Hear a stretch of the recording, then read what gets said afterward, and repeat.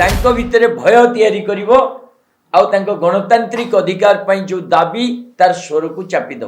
गोटे धर्मेंद्र प्रधान गोटे अपारग मंत्री जे 5 वर्ष 4 थर नीट पेपर लीक करी जो व्यक्ति शिक्षा मंत्री होगा अयोग्य ताकू बंचेवा तार पदवी को रखा जना नहीं कौन पाई भारतीय जनता पार्टी एते तत्पर। गतकाली धर्मेंद्र प्रधान को इस्तीफा दाबी रे एवं नीट पेपर लीक रो विरोध रे परीक्षा व्यवस्था को स्वच्छ करने दिल्ली रे जंतर मंतर रु पार्लियामेंट स्ट्रीट पर्यंत छात्र छात्री माने एक रैली कले। आपण मैंने सबू देखी या शांतिपूर्ण थिला। पिला माने निजर गोटे नार्य दाबी पाई गोटे गणतांत्रिक राष्ट्र रे पार्लियामेंट पर्यंत जाउतिले किंतु जो परि भावरे बर्बरतार सहित पुलिस पिला मानक ऊपर लाठी चालना कला जो परि भावरे आमे देखिचे अनेक वीडियो रे पिला माने शांतिर सहित छिड़ा होइछंती बिना प्रोवोकेशन रे पुलिस तांको ऊपर माड करछि। आ ता पूर्वरु आमे देखिले जे पुलिस साधा पोशाक रे बिना नेम प्लेट रे जो बाड़ी धरछि सेतरे कंटा लगा जाइछि जेमती बहुत छात्र छात्री मुंड रे आपण देखिबे से कंटा सब पसिछि। ए प्रकार पुलिसिंग गोटे गणतांत्रिक राष्ट्र रे हुएन। भारतीय जनता पार्टी रो जो केंद्र सरकार मोदी सरकार से भाबी नहीं छी जे गोटे आतंकवाद द्वारा आतंक माध्यम रे पुलिस रो बल प्रयोग करी निरीह पिला ऊपर आक्रमण करी तांको भितरे भय तैयारी करिवो आउ तांको गणतांत्रिक अधिकार पई जो दाबी तार स्वर को चापी दो। आकु आम आदमी पार्टी जातीय स्तर रे निंदा करछि।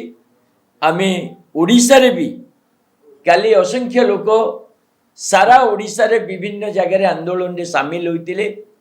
अति शांतिपूर्ण भाव रे छात्र छात्री माने सचेतन नागरिक माने बुद्धिजीवी माने समस्ते ए आंदोलन को समर्थन करथिले किंतु जो परि भाबे पुलिस आक्रमण हैला आ पुलिस जो प्रकार डिजाइन करिके आक्रमण कला ताकू आमे घोर निंदा करछु।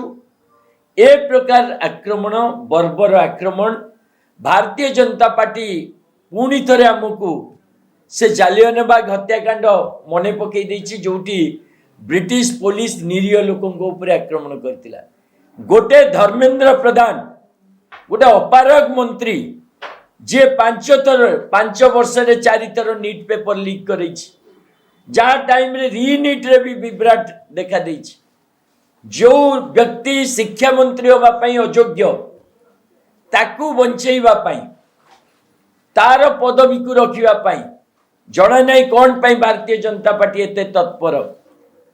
सुना जाउची से भारतीय जनता पार्टी रो चांदा आदायकारी व्यक्ति तांको जोगु देश रे 20 रु अधिक छात्र छात्री आत्महत्या करछंती। ये गोटे मर्डरर ए प्रकार गोटे हत्याकारी शिक्षा मंत्री को घंट गोड़ेवा मोदी सरकार जो नारकीय कांड गतकाली कला ये स्पष्ट करछि पूरा सरकार पूरा भारतीय जनता पार्टी पूरा मोदी तंत्र छात्र छात्री विरोधी शिक्षा विरोधी अमानवीय आ पुलिस रो गुंडाराज पछरे सक्रिय भाव में संश्लिष्ट आंको आमे निंदा करूछु। ए आंदोलन आउरी आगु को बढ़िबो।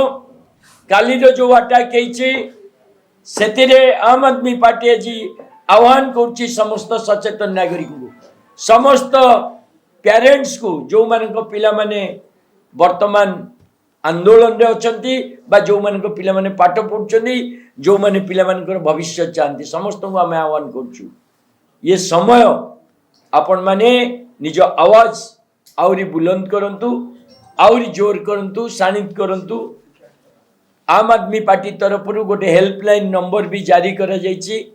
आहत पिला मानक पई जो पिला माने निर्दिष्ट अछंती समस्त को सपोर्ट करिवा पई सेथिरे मेसेज करिवा पई अरविंद केजरीवाल दिल्ली रे भी घोषणा करछंती।